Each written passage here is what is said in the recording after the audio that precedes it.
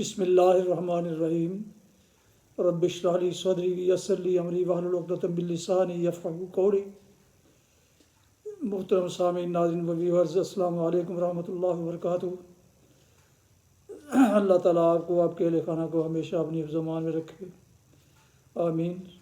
راہ ہدایت و نجات کے سلسلے کا ولاگ القرآن و حدیث پیش کرنے جا رہا ہوں۔ روحانی اور قرآنی ولاگ جو سراسر باعث خیر، باعث برکت اور باعث ثواب اور نور ہدایت ہے۔ روزانہ کی بنیاد پر میں اپنے یوٹیوب چینل بشیر رشیدی سے پیش کرتا ہوں۔ اللہ تعالیٰ کی رضا کے لیے، عوام الناس کی آگہی کے لیے اللہ تعالیٰ میری یہ کاوش قبول فرمائے۔ شروع کرتے ہیں القرآن و حدیث۔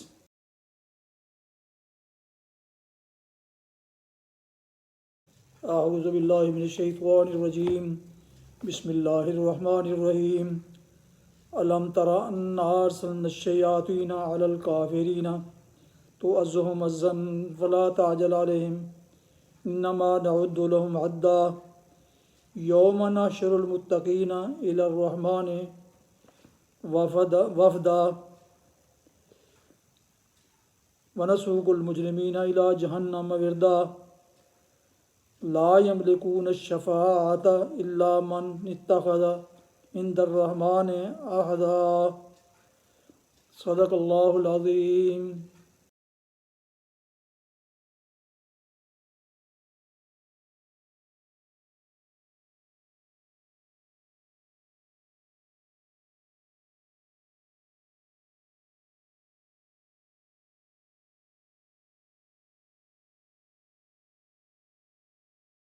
آپ نے سورہ مریم کی آیات مبارکہ 83 تا 87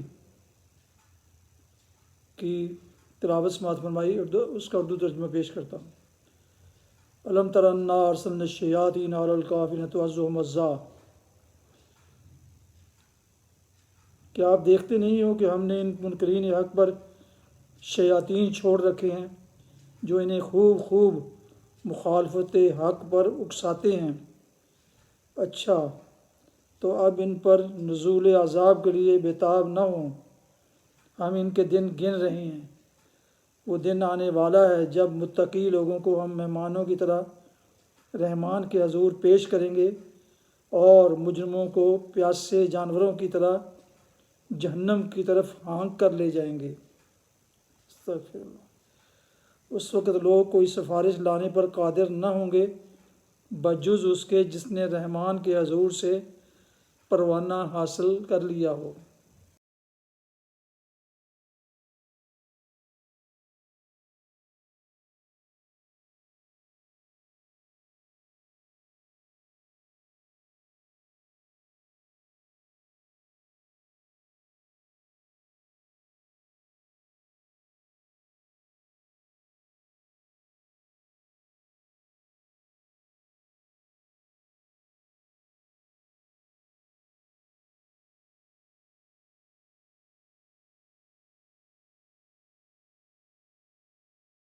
تفسیر۔ اب ان پر نزول عذاب کے لیے بےتاب نہ ہوں، ہم ان کے دن گن رہے ہیں۔ مطلب یہ ہے کہ ان کی زیادتیوں پر آپ بے صبر نہ ہوں، ان کی شامت قریب آ گئی ہے، پیمانہ بھرا چاہتا ہے۔ اللہ کی دی ہوئی صفت کے کچھ دن باقی ہیں، انہیں پورا ہو لینے دو بجز اس کے جس نے رحمان کے حضور سے پروانہ حاصل کر لیا ہو۔ یعنی سفارش اسی کے حق میں ہوگی جس نے پروانہ حاصل کیا ہو، اور وہی سفارش کر سکے گا جسے پروانہ ملا ہو۔ آیت کے الفاظ ایسے ہیں جو دونوں پہلوؤں پر یکساں روشنی ڈالتے ہیں۔ یہ بات کہ سفارش صرف اسی کے حق میں ہو سکے گی جس نے رحمان سے پروانہ حاصل کر لیا ہو، اس کا مطلب یہ ہے کہ جس نے دنیا میں ایمان لا کر اور خدا سے کچھ تعلق جوڑ کر اپنے آپ کو خدا کے حضور، خدا کے عفو و درگزر کا مستحق بنا لیا ہو۔ اور یہ بات کہ سفارش وہی کر سکے گا جس کو پروانہ ملا ہو۔ اس کا مطلب یہ ہے کہ لوگوں نے جن جن کو اپنا شفیع اور سفارشی سمجھ لیا ہے وہ سفارشیں کرنے کے مجاز نہ ہوں گے، بلکہ خدا خود جس کو اجازت دے گا وہی شفاعت کے لیے زبان کھول سکے گا۔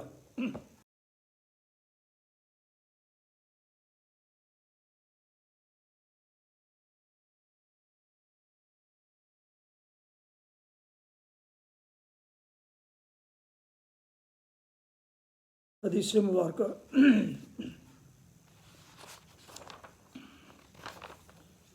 حضرت ابو سعید خدری رضی اللہ عنہ سے روایت ہے، نبی صلی اللہ علیہ وسلم نے فرمایا، جنت اور دوزخ میں جھگڑا ہوا۔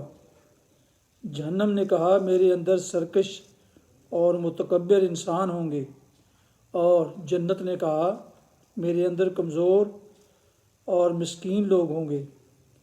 پس اللہ نے ان دونوں کے درمیان فیصلہ فرمایا، جنت سے کہا تو جنت میری رحمت ہے، تیرے ذریعے سے میں جس پر چاہوں گا رحم کروں گا، اور دوزخ سے کہا تو جہنم میرا عذاب ہے، میں تیرے ذریعے سے جس کو چاہوں گا عذاب دوں گا، تم دونوں کا بھرنا میری ذمہ داری ہے۔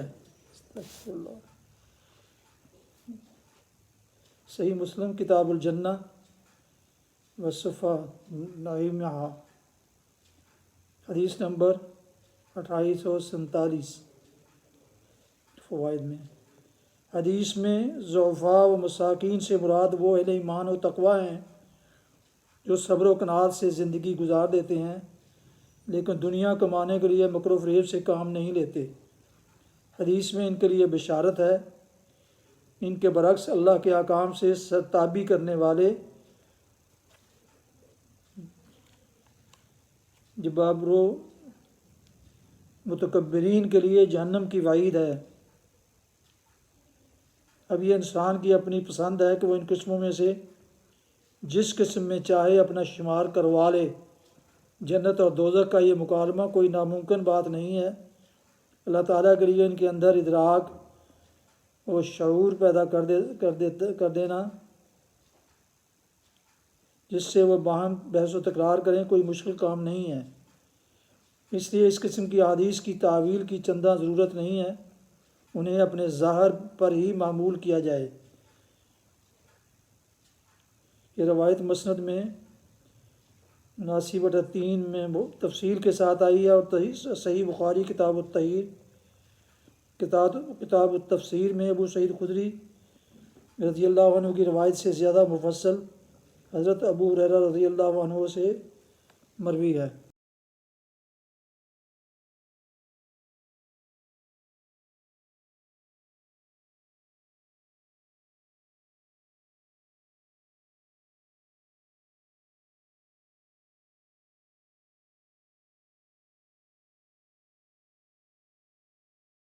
محترم ویورز، آپ سن رہے تھے اور دیکھ رہے تھے راہ ہدایت و نجات کے سلسلے کا ولاگ القرآن و حدیث، جس میں آج سورہ مریم کی آیات مبارکہ 83 تا 87 کی تلاوت، ترجمہ و تفسیر بیان کی گئی، اور اس کے علاوہ ایک حدیث مبارکہ بھی پیش کی گئی۔